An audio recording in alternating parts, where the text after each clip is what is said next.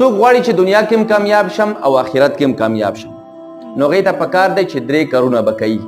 سو 3 یعنی د هر انسان د کامیابی لپاره 3 کارونه ضروری دي. اول نمبر د الله پاک عبادت کول، دویم د رسول الله اطاعت کول، رسول الله سویلی دی هغه منل، دغه سنتو مطابق زندگی تیرول، دریم مخلوق خدا خدمت کول، یعنی د خلکو خدمت کول. کوم خلک چې غریبان دي، مسکینان دي، هغوی سره مالی تعاون کول، جانی تعاون کول. کوم خلک چې حاجتمند دي، ضرورتمند دي، هغوی سره منډه درډه وهل، د هغې حاجتونه، هغې ضرورتونه پوره کول، دا د مخلوق خدا خدمت کول دي.